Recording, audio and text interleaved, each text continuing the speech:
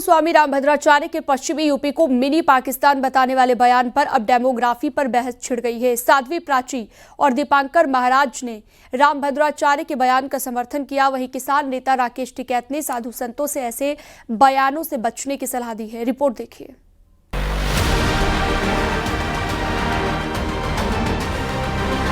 हिंदुओं पर बहुत संकट है। पश्चिमी उत्तर प्रदेश में आकर लगता मानो ये मिनी पाकिस्तान है, ऐसा लगता है। अब हमें मुखर होना है, हम ऐसा नहीं होने देंगे, जो कुछ हो जाए। जगतगुरु रामभद्राचार्य के इस बयान का हिंदुवादी नेता साध्वी प्राची ने समर्थन किया है। उनका कहना है कि वो 20 साल पहले ये बात कह चुकी हैं। हमने तो 15 साल पहले 20 साल पहले कहा था कि पश्चिमी उत्तर प्रदेश मिनी पाकिस्तान बन चुका। 10-15 साल पहली बात है। आज तो पाकिस्तान से भी ज्यादा डेमोग्राफी जो स्थिति जो रेशो पाकिस्तान के अंदर हिंदुओं का है, वही पश्चिमी उत्तर प्रदेश में होता जा रहा है। इसमें गलत क्या कहा? स्वामी दीपांकर महाराज ने भी रामभद्राचार्य के बयान का समर्थन किया है। मेरे पूज्य हैं, क्योंकि उनका आशीर्वाद मेरे ऊपर है, मगर इतना सा जरूर कहूँगा कि परिस्थितियाँ बहुत सकारात्मक नहीं हैं कि मैं उनके बयान को नकार दूं। बहुत सारी चीज़ें अजीबोगरीब हैं। कौन सी यात्रा है जो बिना थूक और पत्थर के होती है? कौन सी यात्रा है जहां फलों पर थूक लगाकर और जूस में थूक मिलाकर दे दिया जाता है? तो मुझे लगता है उनका चिंता करना जायज है। वहीं किसान नेता राकेश टिकैत का कहना है कि बीजेपी जो चाहती है, आजकल कथावाचक वही बोल रहे हैं। भाई धर्मगुरु भी वही कह रहे जो सरकार चाह रही। इस तरह के बयान नहीं देना चाहिए। अगर कोई मुस्लिम धर्मगुरु इस तरह के बयान दे दे तो उसके खिलाफ कार्रवाई होगी। नहीं, महाराज जी को इस तरह के बयान नहीं देने चाहिए। जगतगुरु रामभद्राचार्य ने इस्लाम में महिलाओं की दुर्गति पर भी बयान दिया। इसका बीजेपी नेता संगीत सोम ने समर्थन किया है।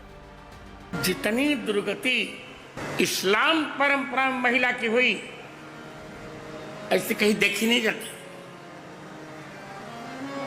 एक महिला से 25-25 बच्चा पैदा करना।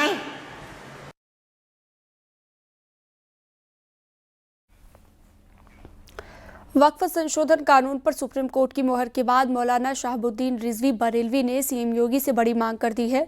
मौलाना शहाबुद्दीन ने लखनऊ सुन्नी सेंट्रल वक्फ बोर्ड को भंग करने की मांग की। कहा कि वक्फ बोर्ड के अध्यक्ष अखिलेश यादव के चहेते और आजम खान के लाडले हैं।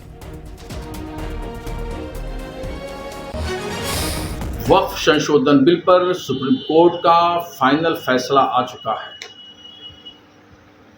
इसका हम तहे दिल से इस्तकबाल करते हैं और साथ ही उत्तर प्रदेश के मुख्यमंत्री योगी आदित्यनाथ से हमारा मुतालबा है कि अब सुन्नी सेंट्रल वक्फ बोर्ड लखनऊ को ख़त्म कर दिया जाए, भंग कर दिया जाए। चूँकि वक्फ बोर्ड लखनऊ पूरे मुकम्मल तरीके से करप्शन का अड्डा बन चुका है। वहाँ पर जितने भी ऊपर लेवल पर या नीचे लेवल पर उच्च पदों पर बैठे हुए जो भी लोग हैं, ये सब लोग करप्शन में लिप्त हैं। और मज़े की बात यह है कि वक्फ बोर्ड के जो अध्यक्ष हैं वो अखिलेश यादव के चहीते हैं, आजम खान के लाडले रह चुके हैं।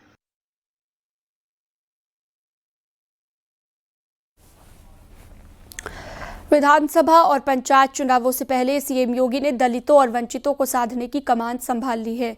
सीएम योगी लगातार दलित नेताओं के साथ मीटिंग कर रहे हैं। दलितों को साधने के लिए संपर्क, समन्वय और संवाद के फॉर्मूले पर सीएम योगी रणनीति बनाकर आगे बढ़ रहे हैं। बीएसपी के दलित वोट में सेंध के साथ सीएम योगी ने पीडीए के काट वाले प्लान को अब तैयार कर लिया है। एक रिपोर्ट आपको दिखाते हैं।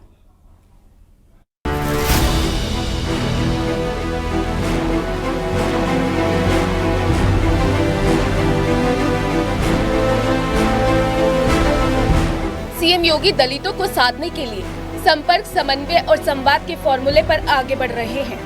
सीएम योगी ने पिछले 2 दिनों में कई दलित नेताओं से मुलाकात कर उनके साथ मीटिंग की। मायावती के दलित वोट बैंक को बीजेपी के पक्ष में लामबंद करने की सीएम योगी की रणनीति है। सीएम योगी ने दलितों को साधने की कमान संभाल ली है। दरअसल मुख्यमंत्री योगी आदित्यनाथ ने जहां उनकी सरकार ने दलितों और वंचितों के लिए तमाम सरकारी योजनाएं शुरू की और दलित महापुरुषों के नाम पर तमाम जो संस्थान हैं उनके नाम रखे गए, और अब मुख्यमंत्री योगी आदित्यनाथ अलग अलग दलित नेताओं से मुलाकात कर रहे हैं। पूर्व राज्यसभा सांसद जुगल किशोर मायावती के करीबी रहे हैं, अब वो बीजेपी में प्रवक्ता हैं। सीएम योगी ने उनसे 2 दिन पहले मुलाकात की। जुगल किशोर के साथ पूर्वांचल और अवध के कई दलित नेताओं ने भी सीएम योगी से मुलाकात की। उन्होंने कहा अम्बेडकर पार्क के सौंदर्यीकरण, सुरक्षित सौंदर्यीकरण के लिए हमने अधिकारियों को आदेश दे रखा है कि हर अम्बेडकर पार्क का सौंदर्यीकरण कराया जाए। ऐसा उन्होंने माननीय मुख्यमंत्री जी ने कल कहा, और एक लगातार वो दलित व्यक्तियों के संपर्क में हैं और दलितों को बार बार बुला करके वो बात भी करते रहते हैं। सीएम योगी पूर्वांचल, अवध, बुंदेलखंड और पश्चिम यूपी के दलित नेताओं से लगातार मुलाकात कर रहे हैं। योगी सरकार ने डॉक्टर भीमराव अंबेडकर के साथ दलित महापुरुषों के नाम पर योजनाएं शुरू की हैं, जिससे दलितों को विकास की मुख्य धारा से जोड़ा जा सके। पूर्वांचल से लेकर पश्चिम यूपी और अवध के नेताओं से मुख्यमंत्री योगी आदित्यनाथ की मुलाकातें जारी हैं। इन मुलाकातों में मुख्यमंत्री योगी आदित्यनाथ उन दलित नेताओं से पूछ रहे हैं कि आखिर इस समाज के लिए और क्या बेहतर किया जा सकता है, और यही नहीं, मुख्यमंत्री योगी आदित्यनाथ की जो रणनीति है कि संपर्क, समन्वय और संवाद से दलितों को साधा जाए। कैमरामैन अनिल के साथ संकेत मिश्रा, न्यूज़ 18 लखनऊ।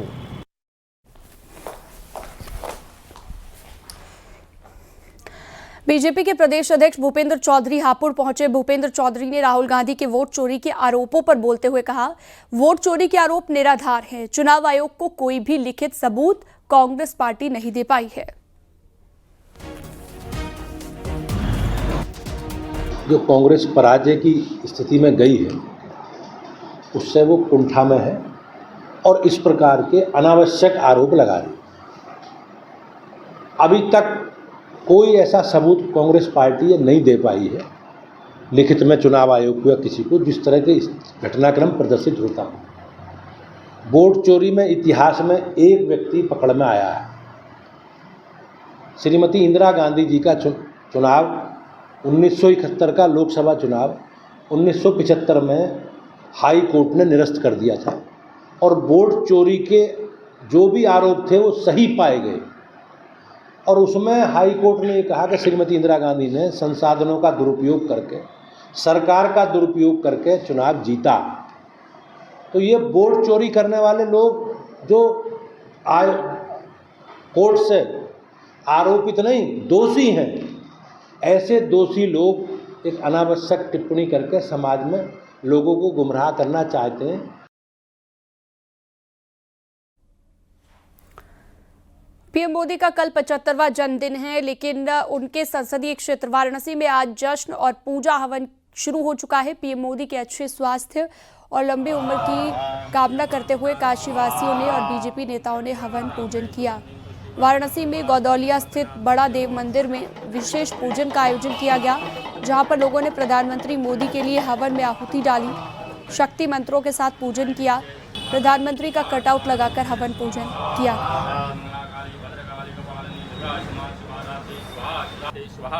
आज हम सब काशी से माननीय अपने सांसद माननीय नरेंद्र मोदी जी का जन्म दिवस हम हर वर्ष मनाते हैं। मैं लगभग 2007 से इस शहर में माननीय मोदी जी का जन्मदिन मना रहा हूं और आज 2025 है। हम माननीय मोदी जी के दीर्घायु होने की कामना करते हैं।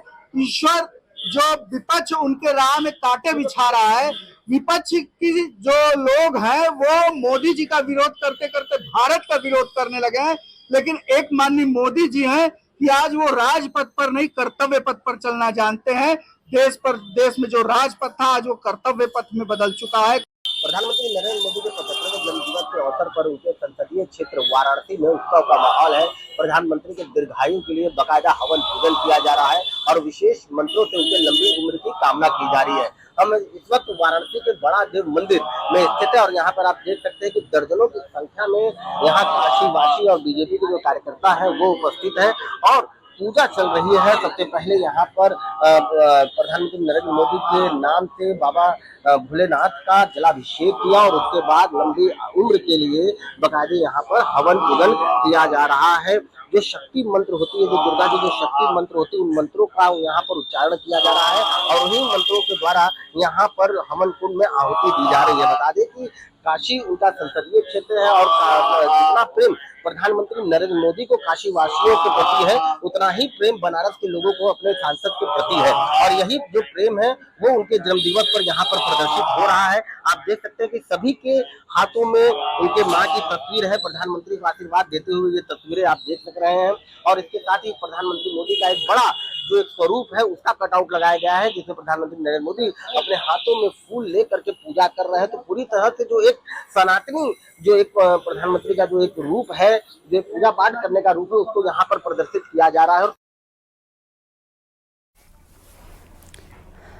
पीएम नरेंद्र मोदी के जन्मदिन पर दिल्ली स्टेट हज कमेटी की चेयरपर्सन कौसर जहां ने सेवा पखवाड़ा के तहत वृद्धाश्रम में विशेष सेवा कार्यक्रम आयोजित किया। वृद्धाश्रम के लोगों को भोजन कराया गया, वस्त्र वितरित किए गए।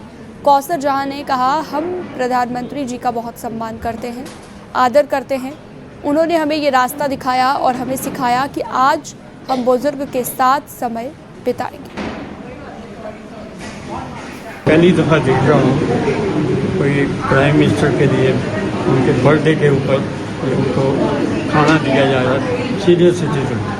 हालांकि 15 साल से मैं यहाँ रहा हूँ, कभी कोई सीनियर सिटीजन के होम में आया नहीं। मैं इनके चेयरमैन और उनको ये बताना चाहता हूँ, कहाँ गए सीनियर सिटीजन।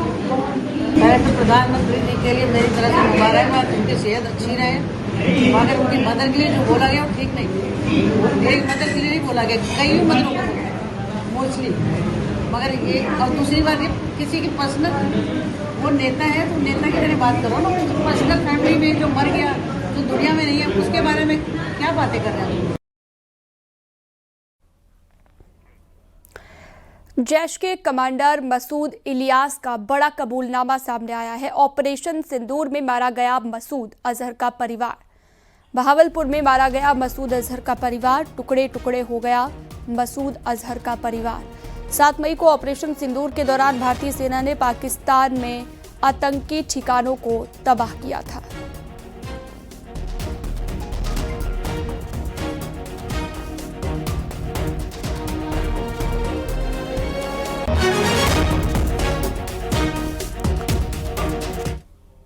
देहरादून के सहस्त्रधारा में पहाड़ी से मलबा आया है। दरअसल पहाड़ी से मलबा धीरे धीरे पहले गिर रहा था, लेकिन फिर काफी तेजी से मलबा गिरने लगा। तभी न्यूज़ 18 संवाददाता सुनील नवप्रभात ने अपने कैमरे में इस मंजर को कैद किया। तस्वीरों में भी देखा जा सकता है कि मलबा ऐसे आ रहा है मानो कोई तेजी से बहता हुआ झरना हो। सहस्त्रधारा में लगातार दरक रहे पहाड़ के चलते नदी का बहाव तक डायवर्ट हो गया है।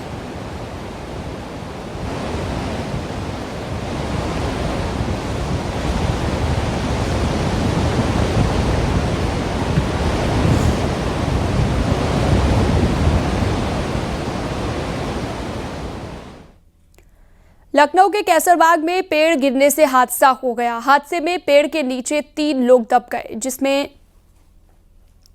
एक शख्स जो पेड़ के नीचे दबा था उसकी मौत की भी खबर है।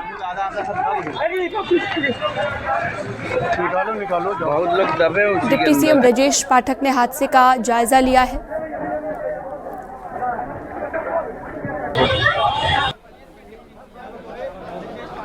तो हादसे में पेड़ के नीचे 3 लोग दब गए थे, एक की मौत हो गई है। मौके पर डिप्टी सीएम ब्रजेश पाठक पहुंचे, हादसे का जायजा लिया, घायलों का बेहतर इलाज करने के लिए निर्देशित किया गया।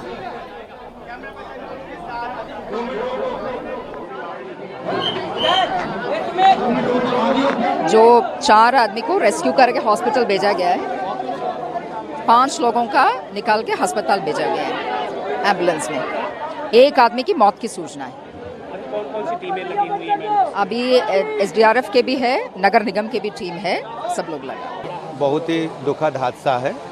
अचानक एक पुराना पेड़ जो था पीपल का वृक्ष अचानक गिर गया है और इसमें जो भी हताहत हैं, घायल हैं, उनको हम तत्काल हॉस्पिटल भेज रहे हैं। सभी चिकित्सकों को अलर्ट मोड पर रखा गया है। एम्बुलेंसेज मौके पर हैं, अभी निकाल करके सबको हम हॉस्पिटल भेज रहे हैं। सुप्रीम कोर्ट ने उत्तर प्रदेश प्राथमिक और उच्च प्राथमिक विद्यालयों में कार्यरत शिक्षकों के लिए टीईटी अनिवार्य करने का आदेश दिया था। इस आदेश के खिलाफ मुख्यमंत्री योगी आदित्यनाथ अब प्रदेश के करीब 2.5 लाख शिक्षकों के साथ खड़े दिखाई दे रहे हैं। सीएम ने बेसिक शिक्षा विभाग को सुप्रीम कोर्ट में रिवीजन याचिका दाखिल करने के निर्देश दिए। सीएम योगी के ऑफिस से सोशल मीडिया में एक पोस्ट कर इसकी जानकारी दी गई है। राजधानी जो है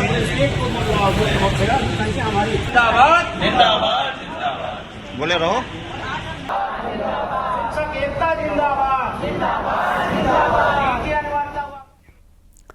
जामनगर के वनतारा प्राणी बचाव और पुनर्वास केंद्र को सुप्रीम कोर्ट से बड़ी राहत मिली है। सुप्रीम कोर्ट की बनाई गई एसआईटी ने जांच रिपोर्ट में साफ कर दिया है कि वनतारा में जीव जंतुओं की देखभाल पूरी तरह सही तरीके से नहीं हो रही है। माफ कीजिएगा, सही तरीके से ये देखभाल की जा रही है, ये कहा गया एसआईटी की जांच रिपोर्ट की ओर से। साथ ही अदालत ने यह भी कहा कि ये वनतारा में रखरखाव और व्यवस्था से संतुष्ट है। लंबे वक्त से चल रही कानूनी लड़ाई के बाद अब वनतारा को क्लीन चिट मिल गई है।